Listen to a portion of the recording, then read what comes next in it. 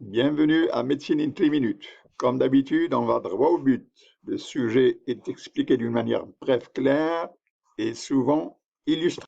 Voici la suite de l'équilibre acido-basique. Nous allons aborder aujourd'hui l'alcalose métabolique et ses causes. Un bref rappel du CH, les valeurs normales varient entre 7,35 et 7,45. Au-delà de 7,45, c'est alcalin. Au-dessus de 7,35, c'est acidique. Pensez au citron quand c'est acide, pensez à l'avocat quand c'est alcalin.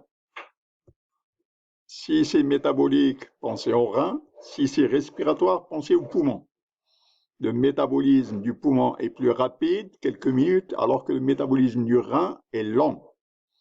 Il peut aller jusqu'à 20 à 24 heures. Alors le pH et la pression de CO2, ils sont opposés, alors que le pH et les bicarbonates vont dans le même sens. Donc, respiratoire, pH et CO2 sont opposés.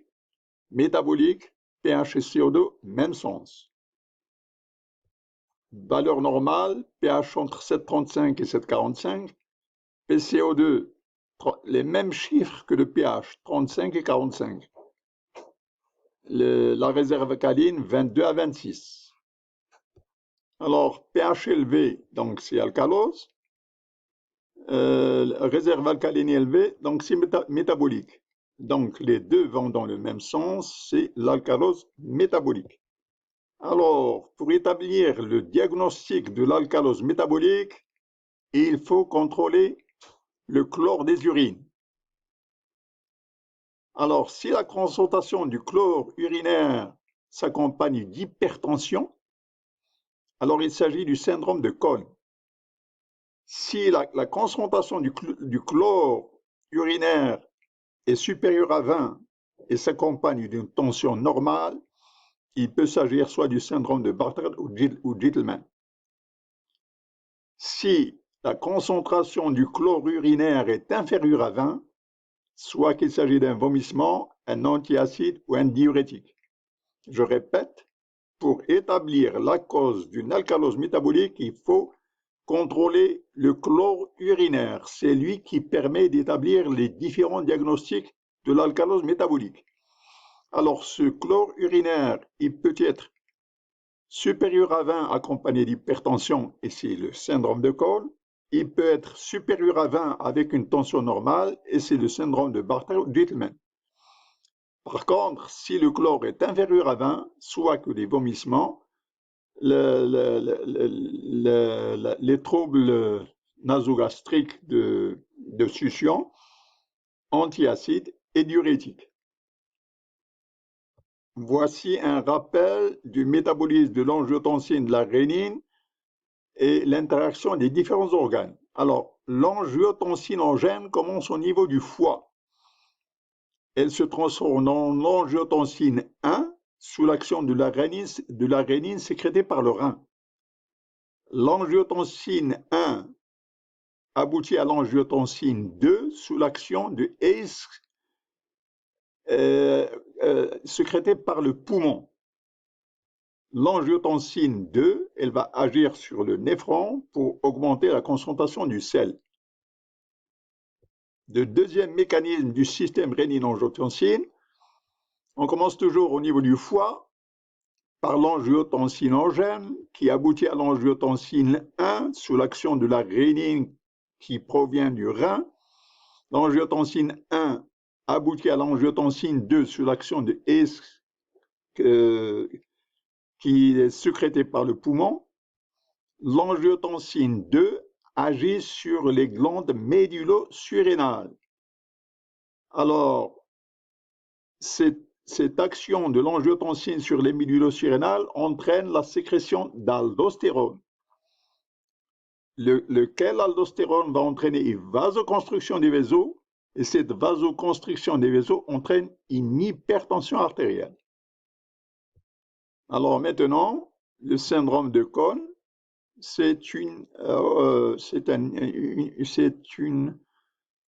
un hyperaldostéronisme primaire. Donc les surrénales sécrètent l'aldostérone en excès.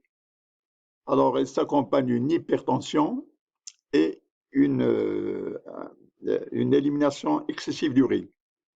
Donc, syndrome de Cohn, excès de production d'aldostérone avec une diminution de la rénine, et bien les causes, c'est l'adénome de la surrénale ou un hyperaldostéronisme familial.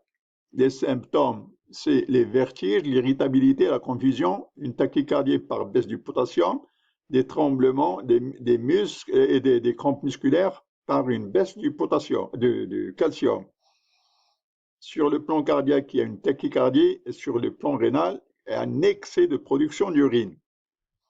Parmi les complications du syndrome de Cohn, l'accident vasculaire cérébral, l'infarctus du myocarde, les troubles du rythme et l'insuffisance rénale.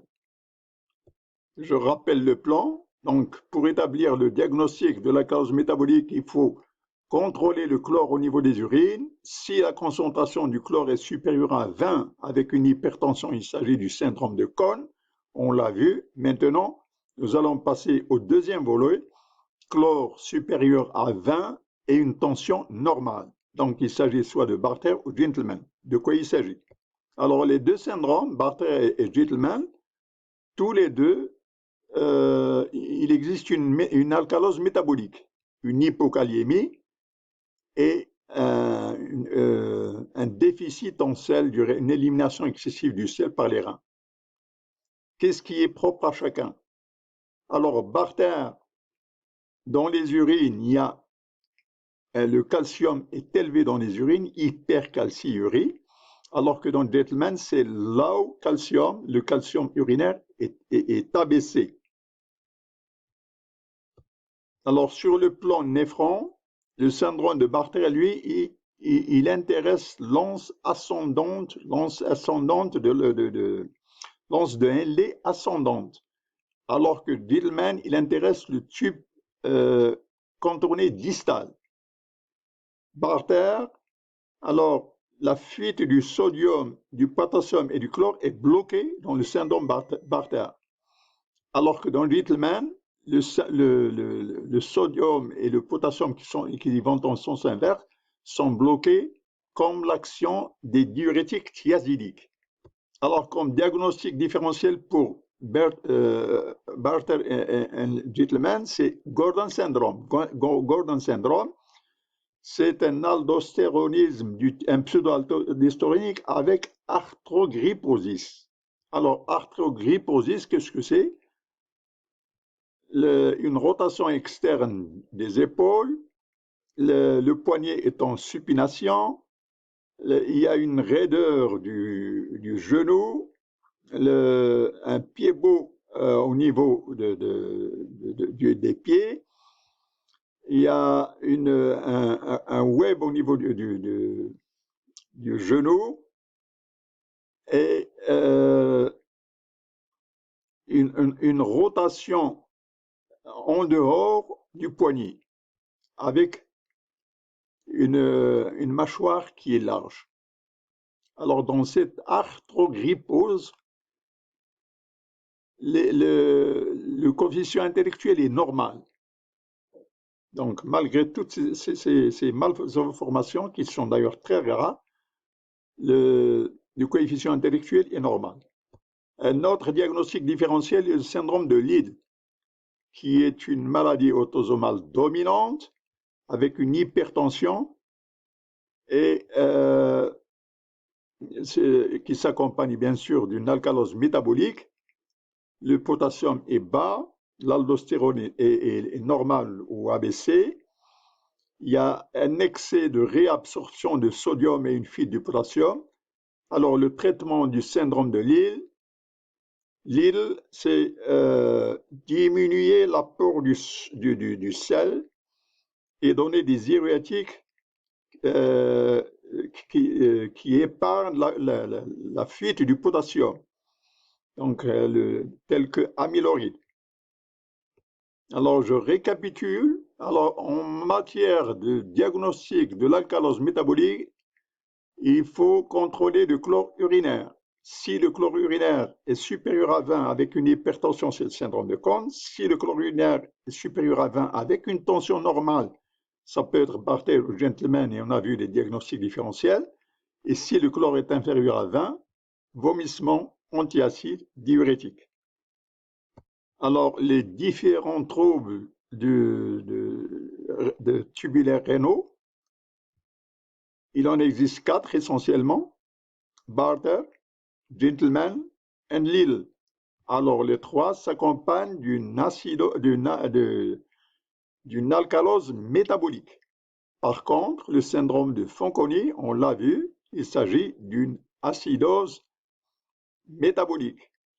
Et le syndrome de Fanconi, il faut ne pas le confondre avec l'anémie de Fanconi. Alors, syndrome de Cohn, excès d'aldostérone des surrénales avec une hypertension et un excès d'urine. Bartter et Gentleman, Bartter, le calcium urinaire est élevé, Gentleman, le calcium urinaire est bas. Bartter, c'est l'anse ascendante de Henle et Gentleman, c'est le tube contourné distal. Ici, il y a un blocage de la fuite du sodium, du potassium et du chlore. Ici, c'est l'équivalent de l'action des diurétiques thiazidiques. Merci d'avoir assisté à cet épisode de Médecine in 3 minutes. Voulez-vous appuyer sur le bouton like, d'adhérer si vous ne l'êtes pas encore. Vos suggestions sont toujours bienvenues. Merci.